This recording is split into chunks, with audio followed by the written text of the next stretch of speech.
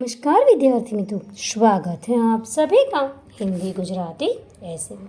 आज हम लिखेंगे हिंदी निबंध लेखन लोकतंत्र का महापर्व। तो चलिए लिखते हैं।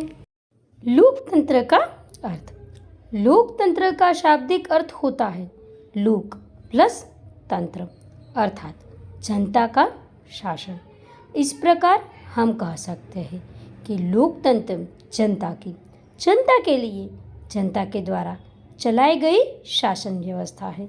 लोकतंत्र में जनता अपने विवेक अनुसार मतदान के माध्यम से अपना प्रतिनिधि चुन सकती है। एक श्रेष्ठ लोकतंत्र में राजनीतिक, सामाजिक, आर्थिक के साथ धार्मिक स्वतंत्रता भी होती है। जाति, धर्म, वर्ण, वंश, धन एवं लिंग के आधार पर किसी भी तरह का भेदभाव लोकतंत्र में स्वीकार्य नहीं है।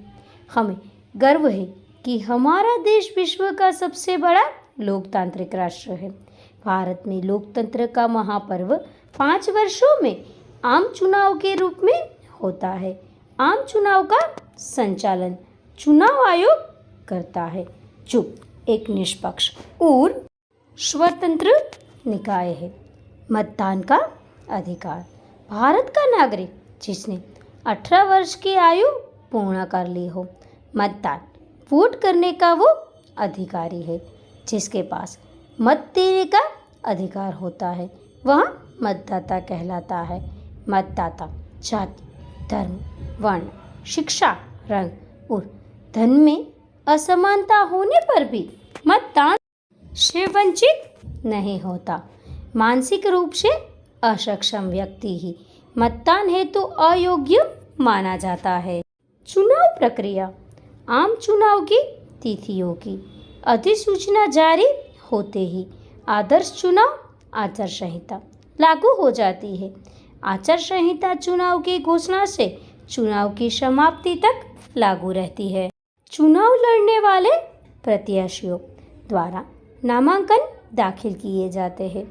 उसके बाद प्रत्याशियों की अंतिम सूची जारी होती है। मतदान संपन्न होने के बाद मतों की गिनती कराई जाती है। सर्वाधिक मत प्राप्त करने वाला प्रत्याशी विजेता घोषित किया जाता है। इस प्रकार अगले 5 वर्षों के लिए विजयी प्रत्याशी जनप्रतिनिधि के रूप में जनसेवा करते हैं।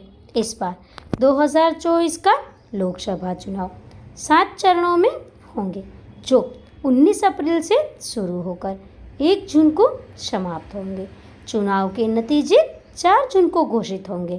पहले चरण का चुनाव 19 अप्रैल को होगा, जबकि दूसरे चरण का चुनाव 26 अप्रैल को होगा।